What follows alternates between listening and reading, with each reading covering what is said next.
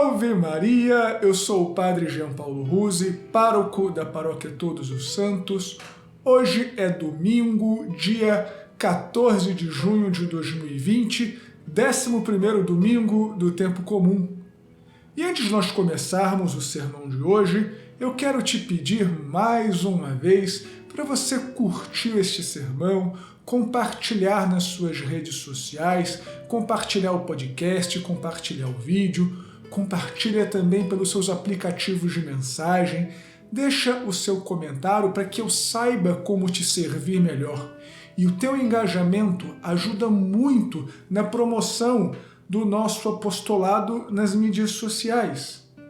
E se também você puder, faça uma doação à nossa Paróquia Todos os Santos, contribua com este apostolado, porque precisamos muito da sua ajuda. Deus te abençoe. Filhinhos, nas últimas semanas eu tenho recebido algumas perguntas de pessoas angustiadas que questionam a si mesmas e a Deus por que é que algumas coisas acontecem em suas vidas. E a partir destas perguntas, e também a partir do sermão de Corpus Christi, que se você não escutou, se você não viu ainda, dá uma espiadinha depois. Eu gostaria de continuar tratando do tema da confiança em Deus. Como eu afirmei naquela ocasião, eu sinceramente não tenho as respostas. Mas estive meditando muito nestes dias sobre o porquê ou o para que algumas coisas acontecem em nossas vidas. E partilho com vocês um pouco da minha história, porque voltei um pouquinho no meu passado para tentar entender os rumos que as coisas tomam.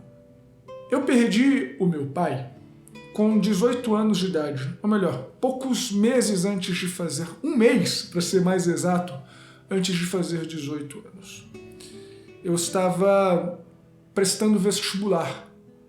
Aliás, eu perdi inclusive a primeira prova de vestibular porque foi o enterro do meu pai e depois já não tive ânimo para fazer os outros exames.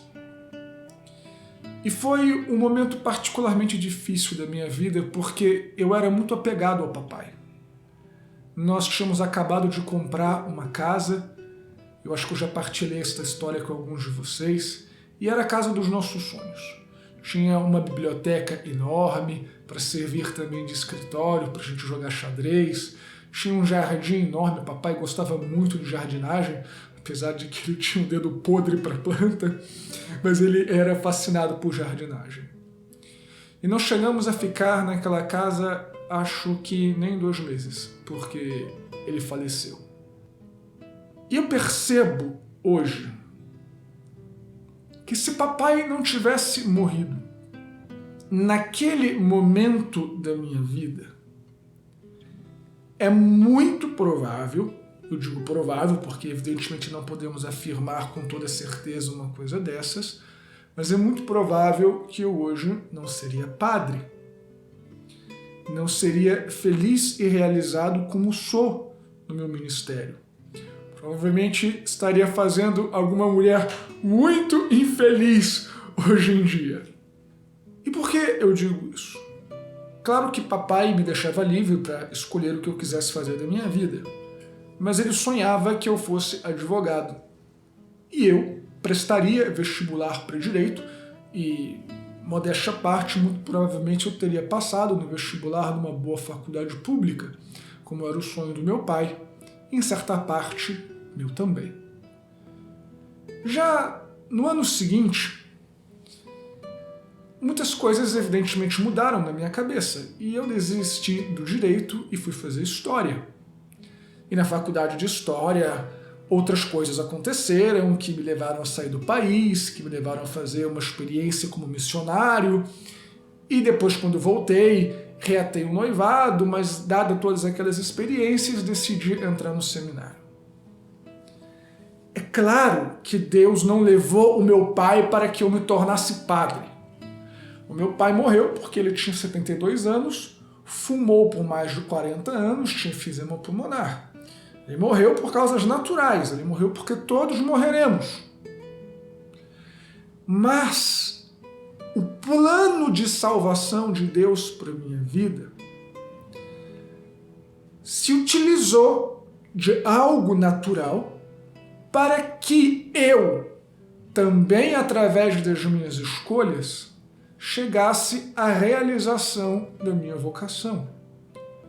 Então, as coisas na nossa vida, acredito eu, aconteçam porque Deus permite, por um lado, e por outro, porque nós escolhemos. Se Deus permite alguma coisa e nós escolhemos a direção da nossa vida no sentido daquilo que Deus deseja, não obstante todas as dificuldades que nós passamos, nós seremos realizados. Como hoje eu posso afirmar que eu sou realizado como sacerdote. Porém, no momento em que as coisas estão acontecendo, é claro que não é muito simples ter esta clareza de que tudo concorrerá no fim para o bem. É preciso, portanto, confiar em Deus. Deixando um pouquinho a minha história de lado, que não interessa tanto assim, vamos às leituras. Na primeira leitura, nós vemos Moisés subindo ao Monte Sinai para receber os mandamentos de Deus, para receber de Deus uma promessa de que aquele povo seria uma nação de sacerdotes. É claro que Moisés não tinha a menor ideia do povo que aquelas pessoas constituiriam. Moisés não tinha a menor ideia de que viria daqui a algumas centenas de anos o Salvador Jesus Cristo. Moisés não tinha ali ideia de que uma igreja seria erigida, de que Deus caminharia no meio do seu povo de uma maneira ainda mais visível que a coluna de fogo. E aquele povo não teve tanta paciência assim de esperar 40 dias e quase pôs tudo a perder. No Evangelho, nós vemos nosso Senhor Jesus Cristo constituindo os 12 apóstolos. É claro que aqueles 12 homens não tinham a menor ideia naquele momento que Jesus Cristo era Deus. Não tinham a menor ideia de que eles seriam o alicerce do novo povo de Deus. Não tinha a menor ideia sequer de que daqueles 12, 10 morreriam como mártires. Mas Judas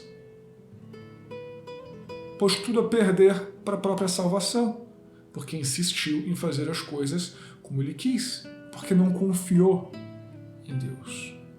O meu ponto, então, é o seguinte: nós não temos claro o que vai acontecer. Nós não sabemos quais serão os próximos capítulos da nossa história. Mas eu acredito que Deus tem para mim e tem para você uma história de amor, de salvação, como São Paulo nos indica na segunda leitura de hoje. Deus se entregou porque nos ama e quer o nosso bem. Então, confie em Deus. Não seja como aquele povo de cabeça dura que quase pôs tudo a perder. Não seja como Judas, que não confiou em Deus e perdeu a própria alma. Acredite no Senhor. Mantenha-se firme em suas convicções. Mantenha-se firme na honestidade. Mantenha-se firme em seu casamento. Mantenha-se firme no amor aos seus filhos. Vale a pena. Eu sei que é difícil. É muito difícil, mas mantenha-se firme. O Senhor não vai nos abandonar. Deus te abençoe e salve Maria.